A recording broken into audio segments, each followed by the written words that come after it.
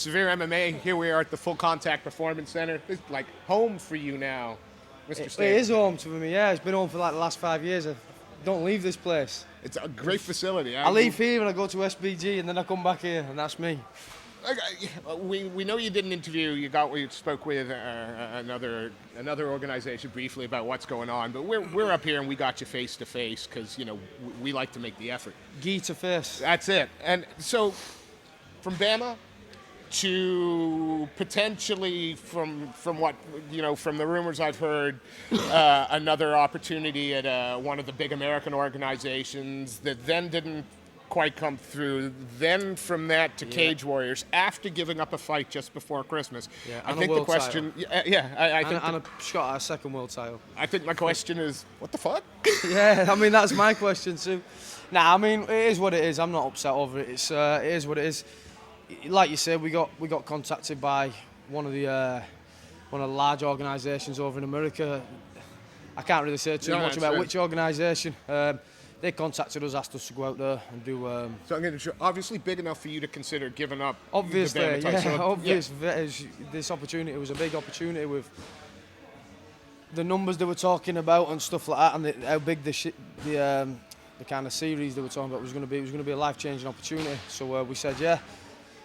Give up the BAMMA title, give up the BAMMA shot at the next, the featherweight world title, which I was already fucking almost on weight for. And let me just chuck in there as well that BAMMA were absolutely spot on with me, brilliant promotion. Let me out of my contract, let me go on to look, further my career, which they didn't have to do. They could have kept me in my contract. They could have kept me because I'd signed a bout agreement. They could have made me do that fight, but they're a fantastic organisation, so they allowed me to do that. And yeah, we were supposed to go out there, and for whatever reason, it didn't materialise. It is what it is. I'm not going to get upset over it. There's no point starting whinging about, shoulda, woulda, couldas. I did everything I could have done. It didn't come off. Move on. Sign with Cage Warriors because they've got, in my opinion, probably the best avenue to get into the UFC now, with the fights being on Fight Pass, the fights being shown on BT Sports, the links that Graham Boylan's got up into the UFC. He's getting guys in there consistently. All your fights, they're getting, like I said, they're getting shown on BT Sports, a massive audience. They're on UFC Fight Pass, so everyone's watching them. UFC are seeing them. It's easy for their scouts to pick you up. And my goal is to get in the UFC this year. And my goal is to be the UFC world champion within 2 to 3 years, And I think this is the best route for me to take to do it. February 18th, a little bit short notice. It hasn't been announced yet, but is that when we can expect it's not to short notice for a professional, man. I'm a professional. This is all I do. This is me 24/7. That's not short. I could fight tomorrow night.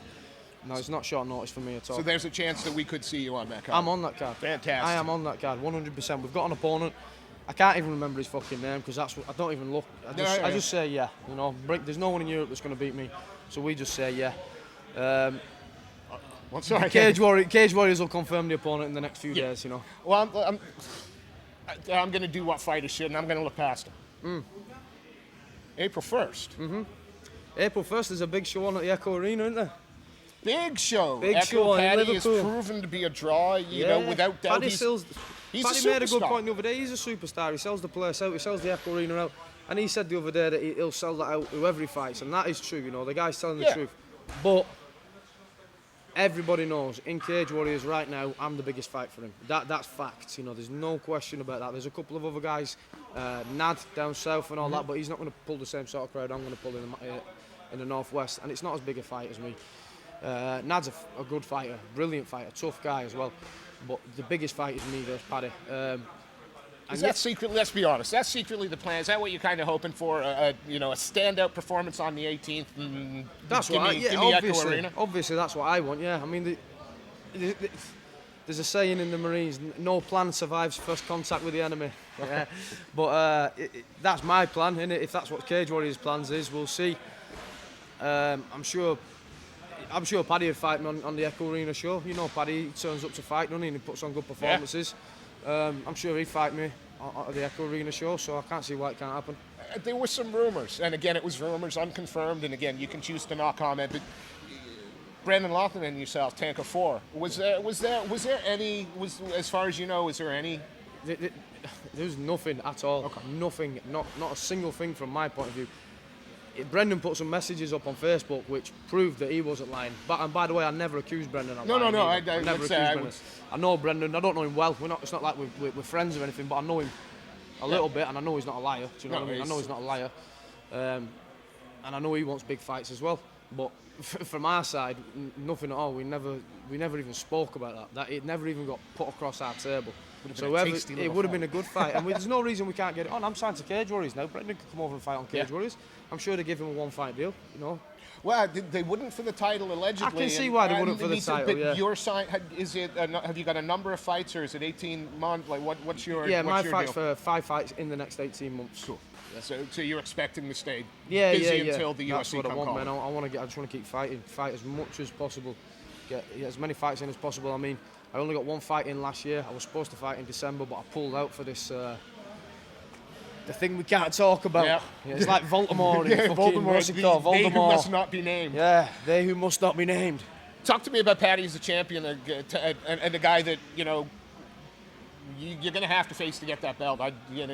Again, Nadir Amani maybe is in the mix, but within the next 2 or 3, you would imagine you're going to be there. Talk to me about Paddy as an opponent and a champion. Well, as a champion, he's proved his salt, hasn't he? There's a lot of people slated him on his last performance, and I'll agree. I didn't think that was a great performance. I think he agrees that wasn't a great performance. He went straight on there and said he's not going to take short-term fights anymore and all that shit. For as much as we bitch, he still won. That's what I was just going to say. He did still win, and a lot of people thought it was that he got robbed, that the other kid got robbed. In my opinion, I thought Paddy won the first 3 rounds. I thought the other kid should have come out. I think the other lad could have won the fight. He should have pushed the pace.